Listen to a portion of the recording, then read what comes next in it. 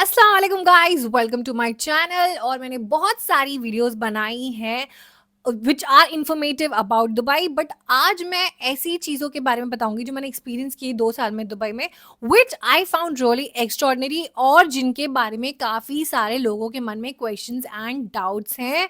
So watch this video till the end, ताकि अगर इनमें से कोई डाउट आपके मन में भी है तो आज वो क्लियर हो जाएगा। Okay, so primarily first I start with, मेरे काफ़ी सारे फ्रेंड्स हैं जिन्होंने मुझसे ये बात बोली थी कि यार हमें शिफ्ट होना है यूएई में for a better life and opportunities, हमारा टैक्स भी बचेगा।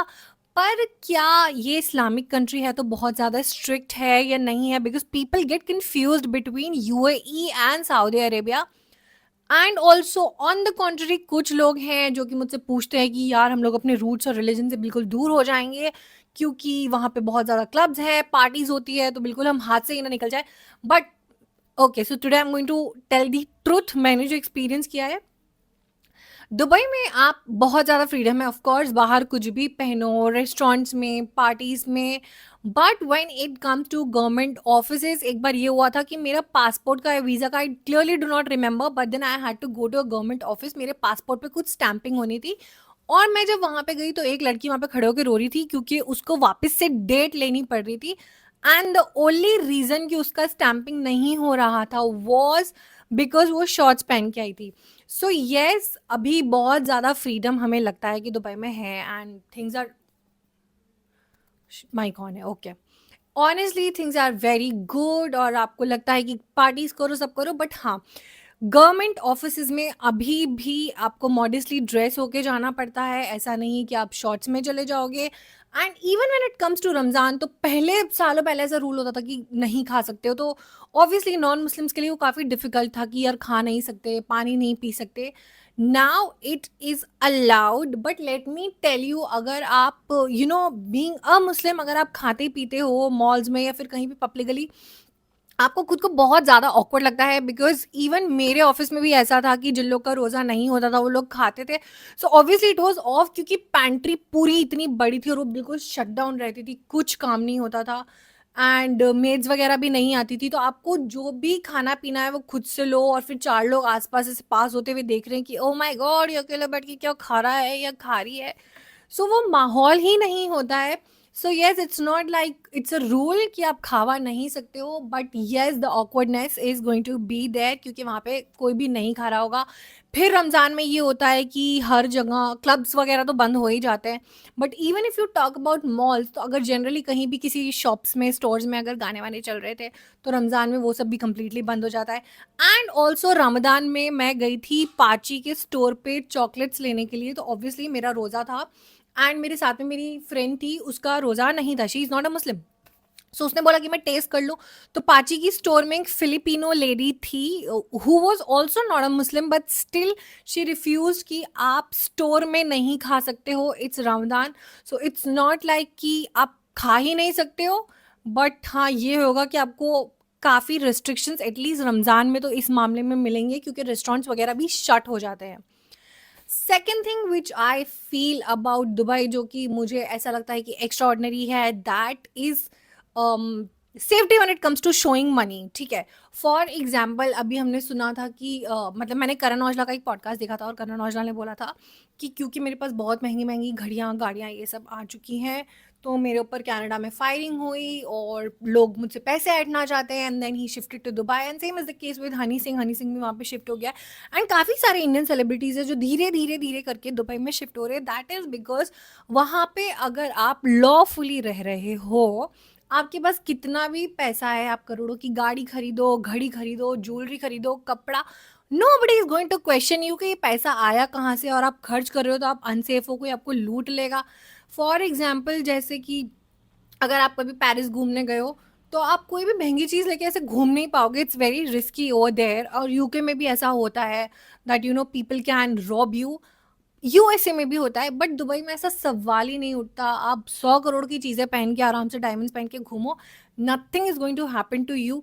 सो आई थिंक ये ऐसी जगह है जिन लोगों के पास ऑलरेडी पैसा है और वो अपना पैसा छुपा छुपा के, मर मर के नहीं जीना चाहते, they actually want to spend and have a good lavish life style, जो कि वो लोगों को दिखा भी पाए, आराम से पैसा खर्च कर पाएँ, then I think Dubai is the only safest place कि जहाँ पे कुछ मसला नहीं हो जाएगा कि अरे तुम्हारे पास इतना पैसा है, अब तुम टैक्स भरते रहो, या फिर तुम्हारे पास इतना पैसा है तो अब तुम छुप-छुप के घूमो क्योंकि तुम्हें कोई लूट लेगा।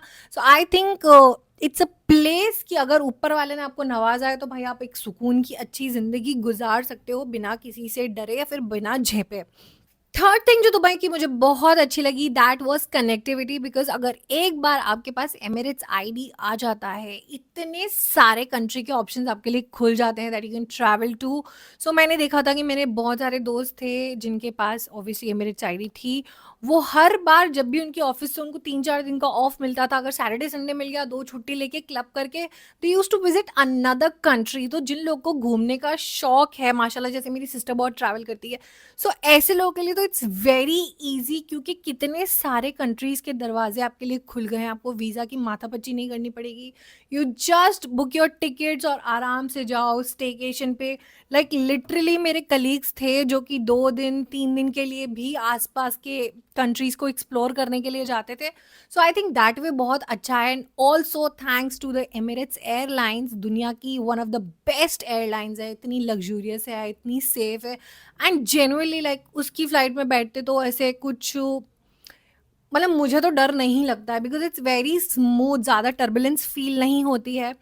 So and the connectivity like Dubai airport, Abu Dhabi airport, ये इतना इजीली कनेक्टिंग है, स्पेशली इंडिया तो मतलब हर थोड़ी देर में आपको एक फ्लाइट मिल जाएगी।